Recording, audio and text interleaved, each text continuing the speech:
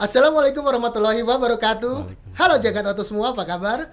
Semoga kalian semua dalam keadaan sehat dan dimudahkan dalam segala urusan. Jumpa lagi dengan saya Hari TJ, membahas mengenai perawatan kendaraan roda 2 alias sepeda motor.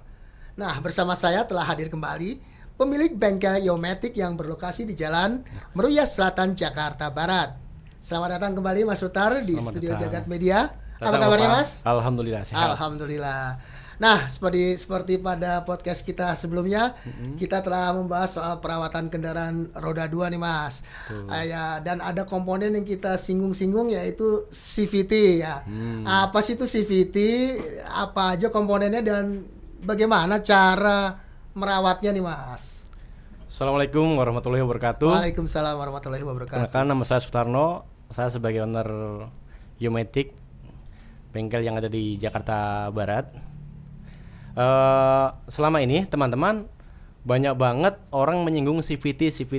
Apa sih CVT itu sebenarnya kan gitu? CVT itu adalah C-nya itu apa, V-nya apa, T-nya apa kan gitu. Singkatan ini. Iya. C-nya itu adalah continue, V-nya itu variabel, T-nya itu transmisi, betul. Jadi sebenarnya teman-teman gini loh, kadang tuh kan motor getar CVT itu apa sih gitu loh kan, nggak tahu, hitungannya cuman ngomongnya CVT aja. Nah ternyata CVT ini banyak banget pirantinya gitu loh, makanya saya bilang dari awal juga hitungannya untuk motor matic itu perawatannya lebih rumit dibandingkan motor-motor batangan atau motor-motor konvensional. Karena komponennya lebih banyak. Betul. Betul. Dan durasi pengerjaan sendiri bisa 1 jam sampai 2 jam kalau benar. Baik. Maksudnya kalau benar dalam pelayanannya, bisa juga masuk bengkel cuma sasar bongkar pasang kena casa 65.000, 50.000, tapi kan kita nggak tahu maksudnya apa sih CVT. Ada juga kayak bengkel konsumennya di luar ya kan, apa nunggu di luar tapi pengerjaannya ini tapi kan kita nggak tahu dalamannya apa.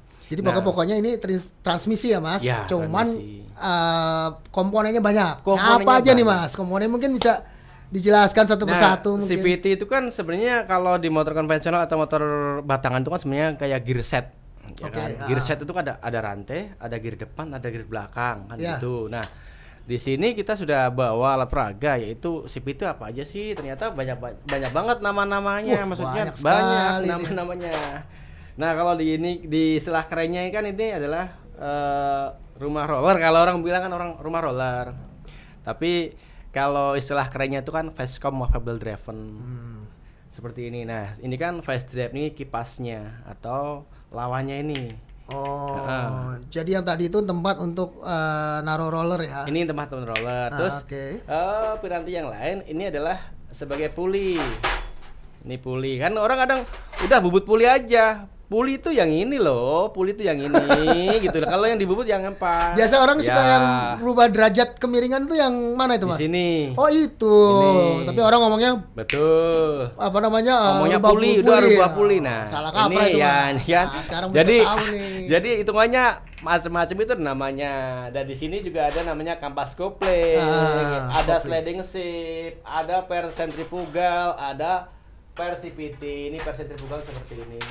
Oh yang kecil itu ya. Oke. Terus bagaimana sih kiat-kiat ngerawatnya CVT itu? Ya kan ada juga motor 2000 kilo, 4000 kilo udah gereng, 4000 kilo udah mulai loyo, dari mana kadang kan gitu. Kadang masuk bengkel ada yang bilang apa gerdek gitu ya? Geter gitu ya? Ya ini namanya fanbel. Kalau di motor konvensional atau motor batangan itu sama aja, ini namanya rantai. Oh jadi ini pengganti dari rantai. Dan ini pun ada namanya batas penggantian berkala.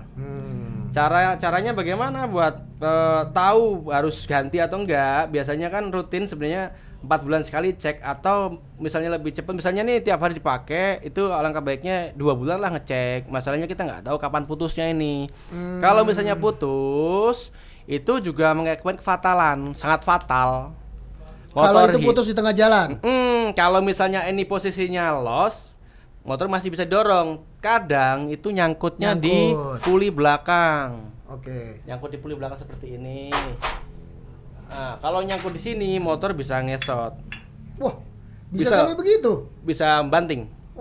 Kalau sampai misalnya ini tiba-tiba pas lagi Kalau putus biasanya, gitu, oke. biasanya pas lagi akselerasi atau pas lagi kenceng atau pas lagi nyalip, mendahului. Nah ini kadang bisa ngunci. Tapi dari pabrikan sendiri kan ada panduan ya, Betul. berapa ribu kilo sekali. Ya. Cuman kan di sebelum waktunya di tengah-tengahnya harus kita cek juga ya, Mas. Jadi gini maksudnya pembahasan yang kemarin kan kita sudah ngomongin juga ada namanya servis berkala. Servis berkala itu nggak rutinnya bagusnya 2 bulan sekali kan, betul. tapi untuk penggantian oli kan sebulan sekali. Nah, ciri-ciri fan belt hitungannya ganti atau ciri-ciri fan belt harus ganti itu sebenarnya kita bisa lihat dari kelenturan satu. Yang kedua dari batas ini miring nih. Ini kan sudah mulai nalang. Yang ketiga kita bisa balik begini, ada keretakan. Keretakan ya. Keretakan ini. Berarti itu mencirikan tandanya. Dan harusnya bengkel itu juga harus kasih tahu konsumen. Misalnya belum ada dana nih konsumennya nih. Tapi setidaknya kasih edukasi lah, kasih pengertian, Pak. Usahakan untuk bulan depan, bulan berikutnya harus ganti fan belt. Karena umurnya nggak panjang lagi nih. Terus fan belt ini pun juga ada batasannya, kapan harus ganti, kan gitu. Tadi pertanyaannya kan Bapak. Kalau ngikutin pabrikan sebenarnya 8.000 sampai 10.000 kilo. Itu pabrikan biasanya begitu sampai ya? 10.000 kilo. Kembali lagi tergantung cara pakai si konsumen. Pola pakainya bagaimana? Apakah nyantai-nyantai aja atau sering ngebut? Nah, betul. Cara kerjanya seperti apa sih? Cara kerjanya fan belt nih? Ya. Sebenarnya kan gini. Kalau saat pemasangan kan posisi kendor. Motor hidup dia kenceng gini. Betul. Nah, ini sangat lentur. Sama aja gini loh, karet gelang nih kayak karet gelang ini ya. Iya. Ini tiap hari kita beginiin. Nih. Lama-lama akan apa? Getas, terus ketarik, terus apa? Retak. Putus juga. Nah, kalau misalnya cara pakainya, kalau saya lihat nih ya, saya perhatikan ya di ibu kota sendiri ya, kadang di lampu merah itu kayak ajang start. Oh, kayak ajang balap hitungannya, ajang anak balap. panah dilepas dari busurnya. Betul. Sebenarnya nggak kayak gitu juga, untuk Matic itu nggak seperti itu. Makanya nggak heran kalau 6.000 kok udah putus. Beltnya itu langsung dipaksa kerja secara kerja. mendadak. Betul. Gitu ya, nggak pelan-pelan gitu. Itu memperpendek umur otomatis ya. Betul. Kalau misalnya gini, apalagi mohon maaf kayak anak-anak muda itu kan kadang ya pokoknya gaspol rempol kan gitu sebenarnya gitu. Gaspol rempol. Jadi apalagi biasa macet lihat jalan lowong sedikit enggak heran. Gaspol. Iya, enggak heran kalau misalnya fan belt harusnya 8.000 10.000 kok 6.000 udah putus, Mas. Apalagi dapatnya fan belt yang mitasi atau CKD. Abal-abal. Ya, karena yang original biasanya harganya range harga itu ya kalau untuk enggak juga sih sebenarnya, bedanya cuma 30.000 sampai 40.000. Tapi pengaruh sama keawetan daya tahan tadi. Daya tahan sama long time. Yang kedua memang kadang ya gini ya. Walaupun paketnya sama, cuman konsumennya kan taunya asli. Ini Pak asli, padahal itu kan barang mitasi atau CKD. Tiba-tiba dipakai sebulan kok udah putus, ya nggak heran. Masalahnya ketemu ya oknum, maksudnya ya bengkel yang nganu lah gitu loh. Ya kan.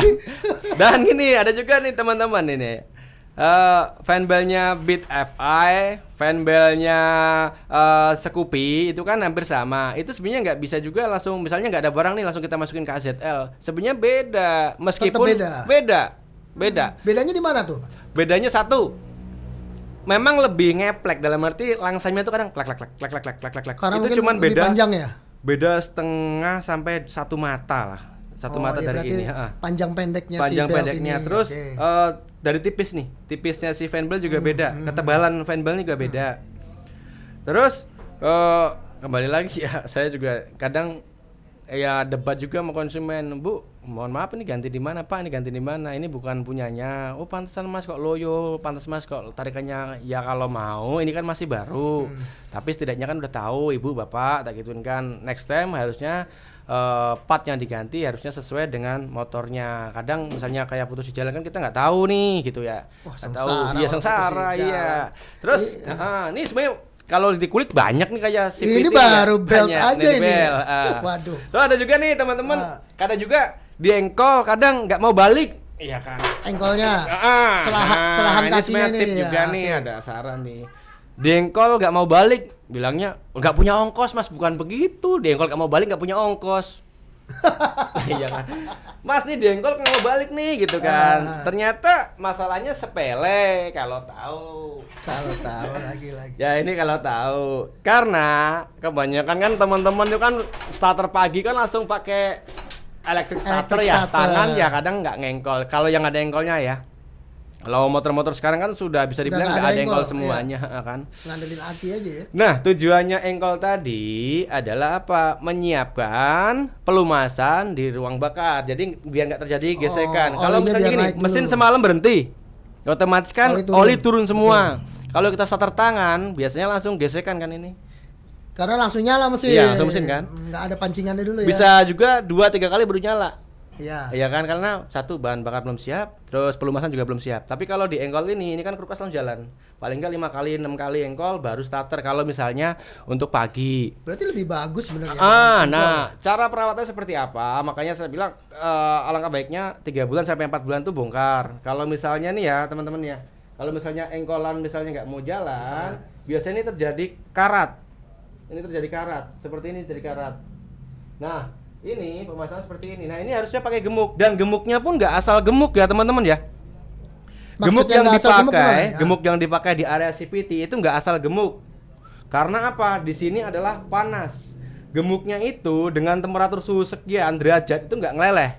Tapi kalau gemuk yang dipakai asal seperti grease atau misalnya gemuk-gemuk biasa, ini malah akan menjadi apa? Slip, kopling slip. Makanya awal-awal kadang saya bongkar juga nih, kok ini gemuk yang dipakai berantakan begini, katanya jadi, belum lama servis gitu gemuknya ya. Pun ada jenis khusus yang dipakai untuk apa namanya? Bagian CVT. Bagian CVT ya. Beda dengan gemuk-gemuk lain. Beda dengan gemuk-gemuk grease, Steampad beda. Oke. Dan gemuk ini pun, ini saya pakai produk yang dikeluarkan Honda. Nah, ini saya masih percaya dengan gemuk ini. Dan dia bedanya, ini pun juga ada pemalsunya, teman-teman, ada palsunya. Dalam arti ada palsunya nih, teman-teman. Waduh. Ini Indonesia loh. Indonesia tuh apa sih gak dipalsu, hidung pas aja dimancung loh. Kan gitu lah. Jadi, nih, teman. iya loh, Indonesia loh ini. Ini motor jelek jadi cakep lah. Gemuk CVT ini dipakai ke hidung saya bisa mancung. Iya. Jadi kalau misalnya ciri asli enggaknya kita bisa lihat dari sini nih. Nih, ini dipegang begini. Cara ininya, cara apa ya? Maksudnya tahu nggak gemuk gasnya kan ya? Ya, dia ini nggak lengket. Iya kan. Terus dikasih tekanan suhu sekian derajat, dia nggak ngeleleh. Biasanya nih kalau grease atau steampad itu dikasih tekanan sekian derajat panasnya, dia akan mencair. Akhirnya apa? Belepotan akhirnya di area CVT sendiri kan memang nggak bisa harus pakai, maksudnya gini, kena air aja selip, apalagi sifatnya gemuk atau grease, makanya tarikan awalnya ngeredek. Nah, kadang ini ada juga, Mas kemana habis bongkar di bengkel tapi kok masih kayak gini aja ya? Balik-balik masih nggak lama masih permasalahan belum hilang. Ya, terus coba kita liatin dan ternyata ya aku juga kadang heran. Herannya gini loh. Kalau di kita kan pengerjaannya cuci bensin, cuci air juga, cuci sabun juga. Beda waktunya cuma 10 menit kok, jasanya sama. Tapi saya bongkar, apanya yang dibersihin, apanya dibongkar. Ya bukannya jelekin ya, masalahnya apa? Sama-sama ngecasnya harga sekian, tapi pengerjaannya kok kurang maksimal, sedangkan ini sangat vital. Yang saya sebagai pengguna sepeda motor juga istilahnya dapat apa namanya pengetahuan ya. Dari bengkel katanya kita harus rajin cek CVT ya sekian minggu. Karena itu banyak kotoran ya sejalan. Nah itu harus dibersihkan secara berkala ya. Secara berkala juga. Jadi maksudnya gini, kalaupun nanti ada penggantian itu nggak langsung brek. Oke. Misalnya nih fanbelnya dulu bulan ini, bulan besoknya 2 bulan berikutnya itu dibongkar semua tuh Mas. Kalau apa namanya servis CVT untuk dibersihkan, dibongkar semua itu. Nah seperti ini dari depan sampai belakang, maksud beltnya kah, koplingnya, ya semuanya. Kayak gini. Kalau di kita seperti ini. Sebanyak ini dibongkar satu persatu. Ya, satu persatu. Dan dibersihkan. Wah luar biasa nih bengkel motor. Memang seperti itu pekerjaan. Tapi bengkel lain belum tentu semua ya. Iya, aku bukannya jelekin ya, maksudnya yang kita lakukan di bengkel kita seperti itu. Masalahnya apa? Konsumen itu yang punya duit loh, konsumen itu raja. Jadi para pengguna roda 2 kalau servis CVT juga harus turut memperhatikan ya. Iya. Kita bilang servis CVT harga sekian, ngerjainnya gimana sih? Ya, mereka ya, bongkar ya. semua nggak sih gitu ya? Ya. Terus nih kembali lagi ya kita kupas ya. Kadang yang terabaikan itu kan ini nggak dibongkar. Sedangkan di sini banyak penumpukan kotoran. Itu sliding sleeve ya. Iya, ini pulley setnya, ini sliding sleeve-nya, ini aspuli orang bilang ya. Apa sorry, bukan aspuli. Apa sih namanya? Ini cowoknya, ini ceweknya itu ya hitungannya kalau orang bilang ya. Ya itu sliding sleeve-nya ya. Sliding sleeve-nya. Nah, kadang dari tak lihat ke bengkel saya nih, ini banyak banget kotoran. Saya tanya, ini berapa lama dibongkar? Nah, gitu. Belum lama Mas dibongkar, tapi kadang terabaikan. Terus yang kedua, kalau misalnya ini kan yang dikasih gemuk bagian mana sih? Yang dikasih gemuk satu di sini. Ini kan ruang gerak. Ini kan ada namanya bearing bambu. Ini bearing bambu nih, teman-teman. Ya di dalam. Ini ada 2. Nah, gara-gara yang hitungannya bearing ini tapi salah diagnosa akhirnya sampai rasio dibongkar, ganti rasio semua, jadi nggak ngatasin masalah. Terus nah ini juga ada namanya seal pulley. Seal pulley ini pun kalau misalnya ini nggak rapet, gemuk pada keluar nih, gemuk-gemuk ini pada keluar, akhirnya apa, jadinya seperti ini teman-teman nih, gemuknya tuh akhirnya jadi slip ke sini. Itu kadang kampas koplingnya nggak rata ya habisnya. Betul, enggak rata, maksudnya gemuk yang di sini keluar larinya ke sini akhirnya slip. Oke, jadi hilang tenaga dong. Ya, makanya nggak hilang sih Pak. Jadi untuk tarikan babesnya sih di ya, bawah, RPM bawah ya. Kayak lemes yang ngempos ya. Kayak gitu ya. Oh, itu gerdek gitu. Gara-gara seal pulley ini nggak hitungannya terabaikan. Ya, Terus tadi yang saya tanyakan selain apa namanya untuk apa gerdek itu kotoran ya? Kotoran. Nah, kotoran itu masuknya kemana nih, Mas? Kotoran dari mana sih? Kok bisa banget di sip itu tuh banyak kotoran? Karena apa? Gesekan antara kopling dan si rumah kopling. Nah, ini kan gesek terus nih, ini berhenti muter. Terus apa? Kotoran-kotoran yang diakibat dari gesekan si V-bell, fan bell, kan? Terus kita tahu nih, misalnya nih, triknya gini, kita tahu nih konsumen suka ngebut apa enggak, kita bisa lihat dari fast drive sama rumah roller nih. Ini adalah batasan ini biasanya orang sampai misalnya larinya kenceng atau suka ngebut, ini biasanya sampai atas nih. Ini bekas dari fan bell, berarti orangnya doyan ngebut. Oh, bekas gesekan dengan Bekas fan gesekan, bell. betul. Karena semakin kenceng dia tarik, fan bellnya ke atas ya. Dan ini sebenarnya sudah luka. Ini yang saya bawa Praga ini yang hitungannya sudah bermasalah. Nah, kalau udah luka begitu diganti, fan bellnya nggak awet. diganti? Enggak, fan bellnya nggak awet. Ini tergantung konsumennya. Kita ajukan mau disudut sekalian atau mau ganti baru. Kalau nggak ganti gimana akibatnya? Kalau nggak diganti, yaitu fan bellnya satu, ini nalang posisinya. Nalang tuh maksudnya? Nalang itu posisinya melengkung, cekung. Oke. Karena udah kebentur di sini, nih. Oh, karena dia naik turunnya nggak konsen, nggak rata. Ya. Udah nggak licin lagi lah kasarnya. Terus, nih ada tip juga untuk pemasangan roller. Kadang orang kan cuman pasang aja. Ternyata juga ada trik dan tipnya gitu loh. Maksudnya ada trik dan tipnya. Tolong diperhatikan ya. Kadang aku lihat-lihat gitu ya, maksudnya ini gimana sih cara masangnya gitu. Besok ujian keluar loh. Nah, kalau di Honda series itu terus ini kan saya alat peraganya ini pakai Kimco nih teman-teman nih. Oke. Yang hitungannya matic duluan, bahannya matic lah hitungannya. Ini kan ada 6 roller nih ya. Ada 6 roller dan ini ada warna nih ya. Ini ada warna. Ini roller taruh di sini ya nanti ya. Oke. Jadi di sini ya. Ini ada 6 warna. Cara pemasangannya bagaimana sih? Nggak ngasal begini, nggak bisa. Kalau ngasal, yang dirugikan apa?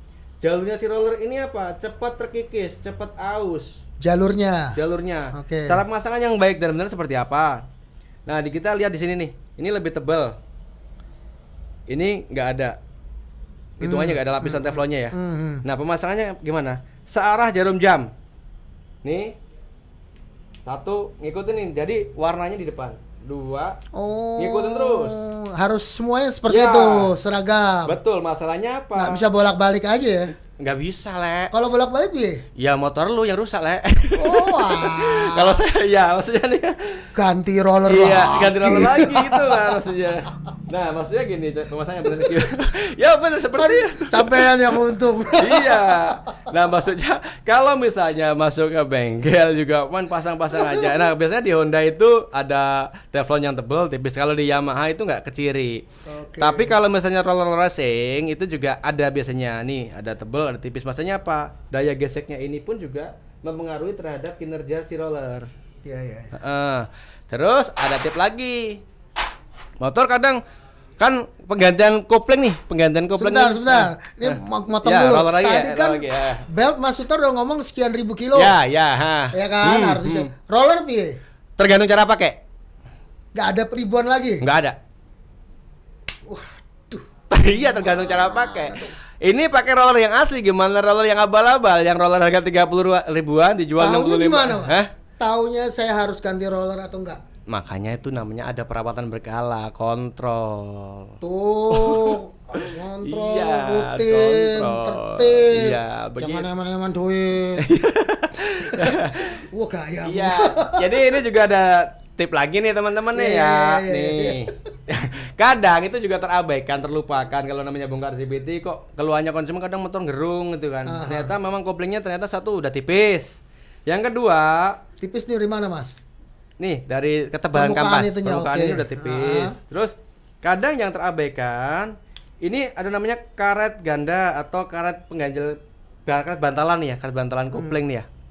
Ini kalau misalnya dia hitungannya udah aus atau mengkerut, ini juga nggak mau lari nih koplingnya. Memang harus dicek ini karet bantalan buat kopling atau bisa dibilang karet ganda, karet damper. Pernya sendiri? Pernya sendiri yang kecil itu? Tadi Mas Sutar ini tempatnya di sini. Misalnya nih itu ya. Per sentri ya? Per sentrifugal, Kalau per CVT yang ini ya orang bilangnya per kopling lah itu. Per kopling ya. Kopling itu per CVT, Nah, pemasangannya di mana? Pengaruh juga dong. Pengaruh, Pak. Pengaruh. Memang nggak bisa ganti sebenarnya nggak bisa ganti karetnya doang ya, harus ganti sama ini. Enggak juga. Kita juga keadaan. Iya. Bukan. Tergantung dompet nggak? Iya, tergantung lihat konsumennya juga. Maksudnya gini loh, lihat sama fisiknya juga, Kita juga nggak bisa ngada-ngada. Nggak bisa ngada-ngada. Kalau misalnya nih memang ada juga yang kapas koplingnya habis sampai kemakan rumahnya nih. Wah, kalau itu rumahnya juga itu mahal. Makan pasti. Rumahnya enggak. Kalau di kita enggak ada mahal. Masa? Murah, Pak. Murah. Mahal itu gini loh, Pak. Kalau saya punya duit 100.000, harganya 90.000 mahal. Tapi kalau saya punya duit 1 juta, harganya 100.000 murah. Kalau saya punya duit ratusan juta? Ratusan juta dengan harga 300.000 merem lah. Kalau nggak punya duit? Nggak punya duit mahal banget gitu. Nangis. Mahal, Pak, jatuhnya. Jadi kira-kira seperti itu ya. Jadi ini banyak banget ya ternyata ya. Banyak berartinya. Berarti kalau saya ambil kesimpulan ya, Mas. Itu tergantung kitanya sebagai pengguna sepeda motor. Betul. Tertib nggak sih kita cek servis CVT ya? Jadi gini. Dari situ ketahuan nih mana yang kira-kira akan perlu penggantian. Dan tergantung pemakaian juga cara pakai kita ya. Ya. Doain ngebut. Ya. Santai-santai aja. Masuk, ya. Bawa beban berat atau sendirian aja gitu beda ya. Beda. Jadi gini, maksudnya kenapa ada namanya perawatan berkala tentang CVT untuk Matic ya? Hitungannya kalau misalnya ngeceknya hitungannya rutin atau 2 bulan atau 3 bulan sekali kontrol, itu kalau ada penggantian itu nggak langsung brek, tiba-tiba rumah rollernya kena, koplingnya kena, rollernya kena, banyak fanbelnya kena. Nah, tapi kalau kontrol rutin mungkin 2 bulan ini rollernya dulu, tapi kan paling tidak udah ada wanti-wanti dari pihak bengkel. Pak, ini fanbelnya sudah ada peringatan di depan. Kalau nggak diganti segera ya bukan nakut-nakut, ini permainan psikolog ini. Sendiri. Itu kalau yang begitu Bapak punya bengkel bubar kan semuanya. Makanya saya nggak punya bengkel. Ya sebenarnya itu dikasih hitungannya sebab akibat. Iya kan. Masalahnya putusnya itu kadang kan kita nggak langsung di bengkel kita. Kadang di bengkel. Paham. Saya paham sekarang. Mas Le, Mas Sutar, ada titipan pertanyaan lagi nih. Siap. Satu nih, mumpung waktunya masih ada. Kita kan sebagai pengguna sepeda motor make nggak hanya di dalam kota ya. Kadang-kadang pengen punya waktu luang, kita touring keluar kota. Itu sebaiknya juga harus periksa CVT dulu dong sebelum touring. Kalau untuk Matic otomatis. Wajib tuh ya, hukumnya mau touring. Wajib. Nah, dari situ bengkel menyarankan mendingan ganti di depan aja gitu. Apa gimana? Gini, kalau untuk misalnya kita sama nggak sama dengan di dalam kota hari-hari kalau kita mau touring jauh nih? Kita lihat jarak. Satu, paling nggak dari konsumen kira-kira jarak tempuh berapa kilo nih? Misalnya, Mas saya mau ke Aceh, kayak kita nih punya sertifikat ke Aceh nih ya. Wah, siapa itu? Wah, luar biasa. Iya kan, kita ke Aceh nih ya. Paling enggak jarak tempuhnya berapa? Oh, berarti TikTok 7.000 misalnya gitu, 7.000 kilo. Masih aman dengan fanbel baru. Tapi kalau fanbel baru lama, ya. Kalau misalnya fanbel lama saya enggak ada. Jadi kalau mau touring ya harus modal juga ya. Modalnya nggak hanya buat bensin doang berarti, Mas. Betul. Bukan hanya bensin dan oli, tapi segala macam yang menunjang motor itu. Betul, nah, ini menarik banget nih. Ya. Ini cuma ngebahas CVT dan komponennya dari baru standar ya. Iya, standar ini standaran. Padahal ada banyak orang yang katanya juga upgrade tuh. Tapi nggak kita bahas sekarang nih, Mas. Siap. Gimana kalau kita bahas di podcast mendatang? Siap. Mas Utar siap? Siap, laksanakan. Nah, menarik bukan mengenai bagaimana cara merawat CVT supaya nggak kita sendiri yang nanti di jalan, aduh, taunya CVT kita beltnya putus atau segala macam, pusing kepala Barbie kan? Ya udah kalau gitu nanti kita ketemu lagi di podcast berikutnya dengan Mas Utar dari Yomatic. Dan kalau ingin servis motor silakan datang lah sama Mas Utar nih langsung konsultasi dulu, nggak perlu keluar duit dulu lah konsultasi. Gratis dong ya. Paling nggak rokoknya tahu lah. Jalan Purya Selatan, Jakarta Barat. Iya. Kecuali hari apa nih Mas? Buka 24 jam atau gimana? Enggak, kita liburnya di hari Jumat. Baik kalau gitu. Sampai ketemu lagi. Assalamualaikum warahmatullahi wabarakatuh. Waalaikumsalam Terima kasih warahmatullahi Mas wabarakatuh. Utar.